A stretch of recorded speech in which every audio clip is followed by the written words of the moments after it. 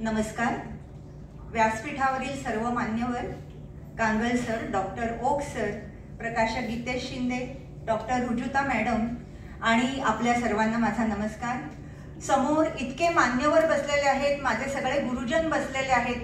Tilak sir आहेत, सहस्त्रबुद्धेबाई, नंदिनी बर्वेबाई, आंबेकरबाई. माझं खरंच मन या क्षणी भरून आलेलं आहे, कारण मी स्वतः सरस्वती शाळेची विद्यार्थिनी आहे आणि बर्वेबाईंकडनं मराठी कविता शिकूनच आज मी इथवर पोचलेले आहे. हा जो एक बिंदू, जो सरस्वतीच्या प्रांगणात आज जी काही मी आहे, ती पूर्णपणे माझ्या सरस्वती शाळेमुळे आहे. हे पुस्तक मला 4-5 दिवसापूर्वी मिळालं आणि मी ज्यावेळी पहिलं पान उघडलं आणि अर्थातच इथे आमच्या बापटबाईंचा फोटो होता, त्यानंतर मी त्यांचं मनोगत वाचलं कवयित्रीचं आणि माझं मन पुन्हा एकदा मागे गेलो. मला आठवलं आमच्या शाळेचं एक भव्य मैदान, तिथे वार्षिक पारितोषिक वितरण समारंभ चालू आहे. एक अतिशय हुशार विद्यार्थिनी जी बोर्डात आलेली आहे, ती अनेक बक्षिसं तिला मिळत असत. नुसतीच अभ्यासात हुशार नाही तर अनेक अष्टपैलू व्यक्तिमत्व असलेली विद्यार्थिनी, जिचा आदर्श आमच्या समोर ठेवला जायचा. त्यावेळी मी प्राथमिक शाळेत होते. तिचं नाव पुकारलं जात होतं. ती अतिशय विनम्रतेने हसत हसत येऊन पारितोषिक घेत होती आणि आम्ही सगळे टाळ्या वाजवत होतो. तो टाळ्यांचा कडकडाट आणि ते नाव मला अजूनही आठवतं, विजू तानाजी म्हसे, म्हणजेच आपल्या रुजुता मॅडम. मी त्यांना मॅडम न म्हणता ताई असं म्हणेन, कारण आमच्यामध्ये हा अतिशय जिव्हाळ्याचा असा बंध आहे. समोर चंद्रकांत दादा, त्यांचे मोठे भाऊ बसलेले आहेत, तेही माझ्या बहिणीचे वर्गबंधू. असा माझ्यासाठी अतिशय जवळचा असणारा आजचा हा सोहळा आहे आणि त्यांच्या कवितांविषयी बोलणं हे माझ्यासाठी अतिशय आनंदाचं आहे. या कविता संग्रहाचं नाव गुंजन, ज्याचा नाद खरंच आपल्या मनामध्ये अव्याहतपणे गुंजत राहतो. अशा पद्धतीच्या कविता या संग्रहात आहेत. याला जी प्रस्तावना लाभलेली आहे दिनकर कांगल सरांनी लिहिलेली, ती सुद्धा अतिशय मर्मस्पर्शी आहे, मुद्दाम वाचण्यासारखी आहे आणि अतिशय वेधकपणे लिहिलं आहे.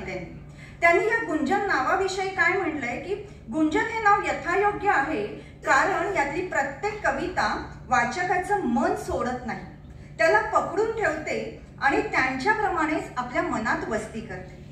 मला या कविता वाचल्यावर असं वाटलं की या कवयित्रीचा हा आयुष्यभराचा ठेवा आहे. आतापर्यंत मिळवलेला हे संचित आहे. आयुष्यात जपलेली मूल्य, चांगल्या संस्कारांचा हा ठेवा आहे आणि मुख्य म्हणजे या कवयित्रीचा हा आत्मसंवाद आहे. कारण आता सध्या आपल्याला स्वतःचा आवाज ऐकण्याची साठी उसंत नाहीये. आपल्या आजूबाजूला इतका कोलाहल वाढलेला आहे आणि आपण इतक्या भौतिकतेच्या आहारी गेलो आहोत की आपल्या स्वतःचा आतला आवाज तो कुठेतरी मागे हरवत चाललाय. पण रुजुताताईंनी मात्र हा स्वतःच्या आतला आवाज जिवंत ठेवलेला आहे आणि या आत्मसंवादाशी प्रामाणिक राहून त्याला शब्दरूप दिलेला आहे. त्यांच्या शब्दात सांगायचं झालं तर अचानक काही क्षण येतात, विजेसारखे लखलखतात. व्यक्तीला स्वतःचा झरा स्वच्छ दिसतो, अंतर्यामीचं गुंजन स्पष्ट ऐकू येतं. अशा वेळी मन मोकळे असले तर आणि त्यात गलबला नसला तर शब्द सुद्धा धार्जिणे होतात. आणि खरंच मला वाटतं या कवयित्रीला शब्द अतिशय धार्जिणे आहेत. त्याचं प्रत्यंतर अनेक कवितांमधून येतं. त्यांची निष्पर्ण तरू ही कविता पहा. निष्पर्ण वृक्ष भासतो कुणास उदास, वर भक्क ऊन जणू थेंबाची ना आस. वेढते नदी पण तिच्यात नाही नीर, दगड धोंड्यामध्ये हरवून गेला तीर. तर आता याच्यामध्ये ऊन कसं आहे तर भक्क ऊन आहे, म्हणजे ते प्रखर आहे, तीव्र आहे. त्याच्यासाठी किती सुंदर शब्द वापरला आहे. आणि हिरवाईने लगडलेल्या झाडांवर अनेक जण लिहितात, पण कवयित्रीने काय लिहिलंय की या निष्पर्ण झाडावरती लिहिलंय, जे वैराण अशा नदी तीरावर आहे. त्याच्या मनात कुठेतरी एकटेपणाचे हुंदके आहेत आणि ते तिने पकडलेले आहेत. दिसते हिरवाळी पण किती ती दूर, हिरवाईवर त्या धुकट सावळा पूर. अतिशय सुंदर शब्दकळा यातल्या अनेक कवितांमधून दिसते आणि 2 ओळींमध्ये दडलेली जी एक रिकामी जागा आहे ती अनेक ठिकाणी पकडलेली दिसते. लक्षात ठेव ही कविता सुद्धा अशीच आहे. लक्षात ठेव, फुलं अशी वाटेल तेव्हा नसतात फुलं. लक्षात ठेव, फुलं अशी वाटेल तेव्हा नसतात फुलं, कारण काही नसताना पाने सुद्धा नसतात डोलत, हवेची झुळूक सुद्धा विनाकारण येत नसते, कुणीतरी कुणासाठी उगाच झुरत नसते. यामध्ये नियतीचे पण असा एक शब्द त्यांनी वापरलेला आहे. असे अनेक वेगवेगळे शब्द त्याच्या भोवतीचा एक समृद्ध असे अर्थवलय घेऊन आपल्या समोर येतात. या संग्रहातल्या अनेक कविता उल्लेखनीय आहेत. बहाणा नावाची कविता आहे, देव, दवबिंदू, तू म्हणशील तर, अशी सगळी शीर्षकं पाहिली तर आपल्याला असं वाटतं की मनातली भाव संवेदना जागवणारी अशी ही कविता आहे. आज जर का आपण मराठी कविता, समकालीन मराठी कविता पाहिली तर काय दिसतं की या कवितेत फार गद्यप्रायता आलेली आहे, एक वृक्षता आलेली आहे. विचारभान प्रकट करणारी कविता असली तरी त्यामध्ये थोडी वृक्षता आहे. याचं कारण आपलं जगणं सुद्धा फार गुंतागुंतीचं झालंय, वरवरचं झालंय. आपली भाषा बदलली आहे, अनुभवांकडे पाहण्याची दृष्टी बदललेली आहे आणि हे बदल अर्थात अपरिहार्य आहे. पण आणि दुसरा एक गट असा दिसतो की कुठल्याही काहीही प्रश्न असू देत, ते वृत्त, छंद, मात्रा यांच्यामध्ये आत्मकोशात गुरफटलेली कविता आहे.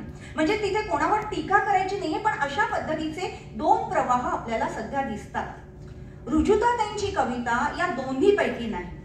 ही कविता मराठी कवितेच्या परंपरेशी इमान राखणारी आहे, कारण त्यांच्यावर जो भाषिक संस्कार झालेला आहे, आमच्या शाळेत झालेला हा संस्कार, जो त्यांनी आयुष्यभर त्याचा वसा उचललेला आहे, तो भाषिक संस्कार या कवितांमध्ये स्पष्ट दिसतो. आणि मराठी कविताची परंपरा जपणारी असली तरी या कवितेला स्वतःचा असा आत्मस्वर आहे. ही कविता शब्द संपन्न आहे. मी पुन्हा पुन्हा सांगते की कविता शब्द संपन्न आहे, पण ती शब्द बंबाळ नाही. म्हणजे शब्दांचा अतिरेकी वापर नाही. मला शब्द ठाऊक आहेत, माझ्याकडे शब्दांचं ऐश्वर्य आहे म्हणून मी सतत शब्द वापरत जाणारे असं नाही. म्हणजे एखादी मूर्ती असते, तिला आपण अलंकार चढवत असतो आणि तिचं सौंदर्य वाढत असतं. पण आपल्याकडे भरपूर अलंकार आहेत म्हणून जास्त अलंकार चढवले तर ती मूर्ती सुंदर दिसेलच असं नाही. मुळात मूर्तीची घडण चांगली असावी लागते आणि अशीच ही शब्दांची श्रीमंती त्यांच्या अनेक कवितांमधून दिसते.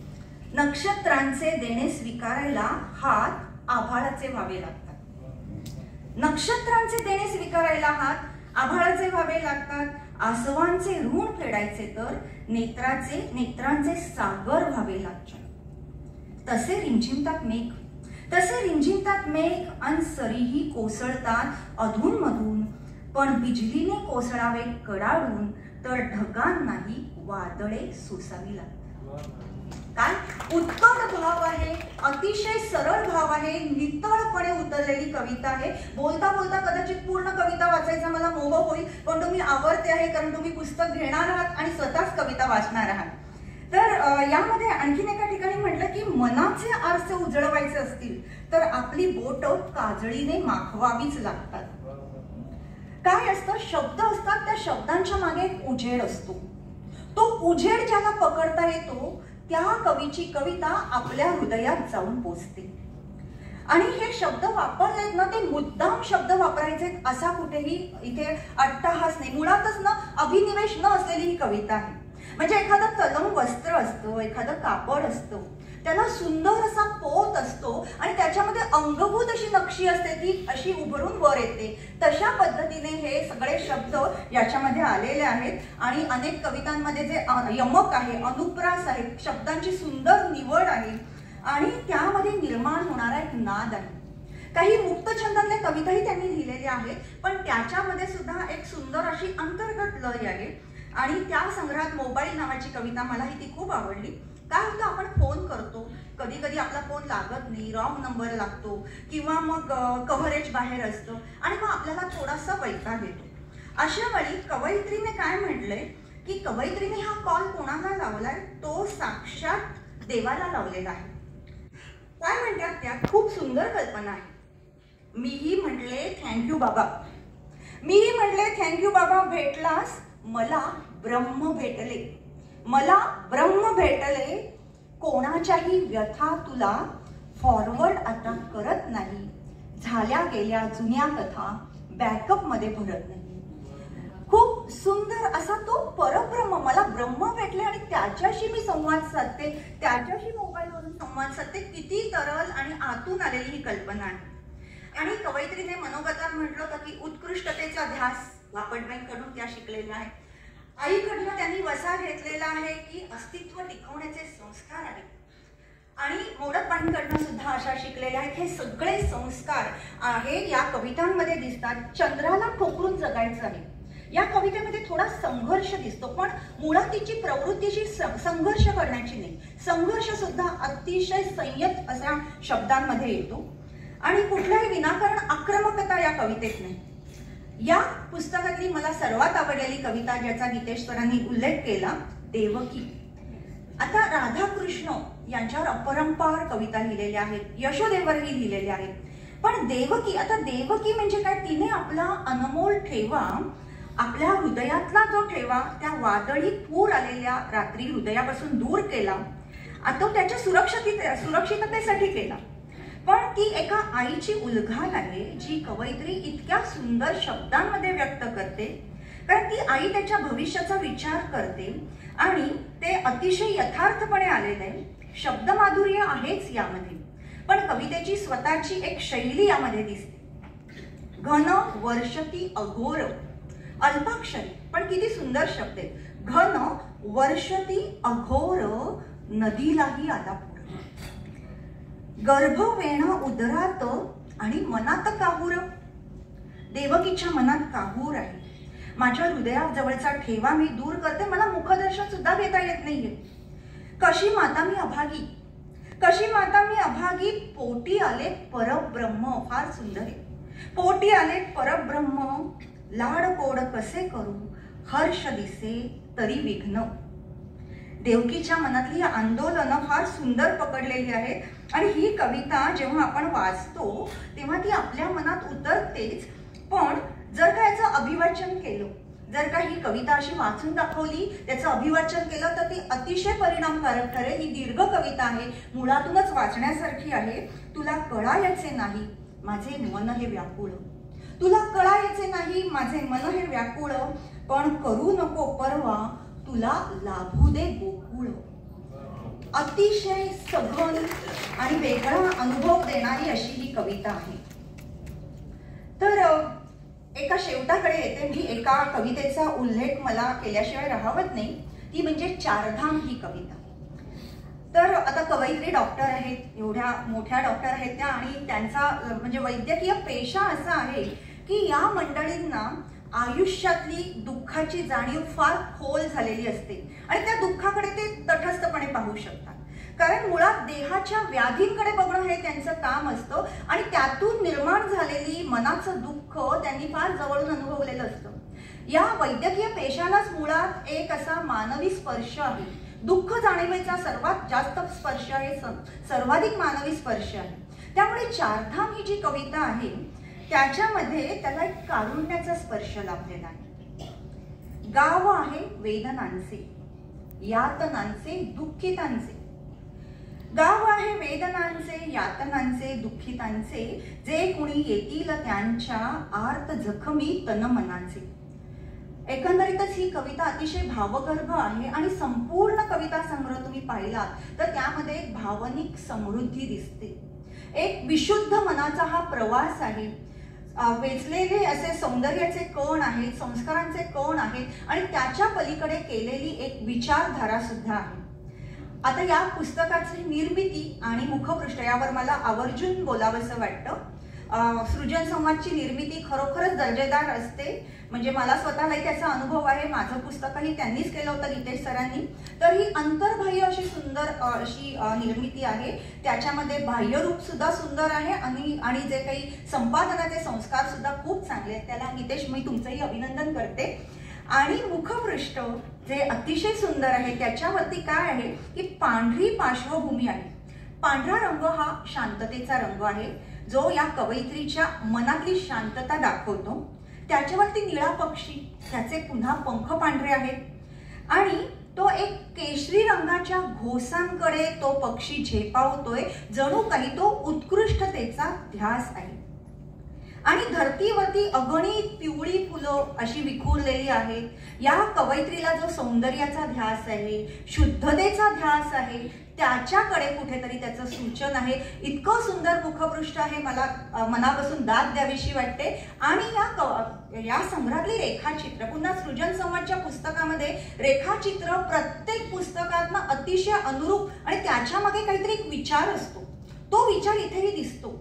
म्हणजे याच्यामध्ये ना एक सुंदर असं फूल, अनेक वेळा वेगवेगळी फुलं आहेत आणि पक्षी त्याचे मधुकण वेचतोय जणू काही.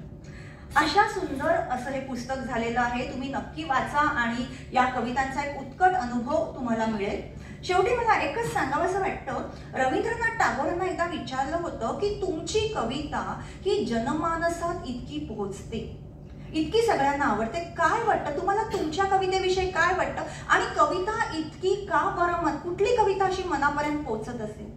गुरुदेव त्यावेळी काय म्हणाले, माझ्या कवितेसमोर मी नतमस्तक होतो, माझ्या कवितेला मी पूर्ण शरण जातो, माझं सर्वस्व अर्पण करतो आणि माझी अहंता विरघळून जाते, माझा आत्मलोप होतो आणि मग जे काही येतं ती माझी कविता राहत नाही, ती लोकांची कविता होती. ती लोकांना आवडते, त्यांच्या मनात रुजते, गुंजत राहते, कारण ती कविता प्रामाणिक असते. जी कविता प्रामाणिक असते ती मनात गुंजत राहते, तिचं खरोखरच गुंजन होतं. रुजुता त्यांची कविता सुद्धा अशीच प्रामाणिक आहे, ती सरळ आहे, ती तरल आहे आणि तिच्यामध्ये भावनांची घनता सुद्धा आहे. त्यापुढे मी त्यांना सांगेन की त्यांनी आता दीर्घ कविता लिहिण्यासाठी सुद्धा त्याचा विचार करावा, कारण इतकी उत्कृष्ट मूल्य त्यांच्या कवितेमध्ये आहे. मी त्यांचं पुन्हा एकदा मनापासून अभिनंदन करते. आणि माझी सरस्वती शाळा आणि माझे सगळे गुरुजन सगळे आज इथे आलेले आहेत, माझं मन खरोखर भरून आलेलं आहे आणि मी त्यांना मनापासून कृतज्ञतापूर्वक नमस्कार करते. धन्यवाद.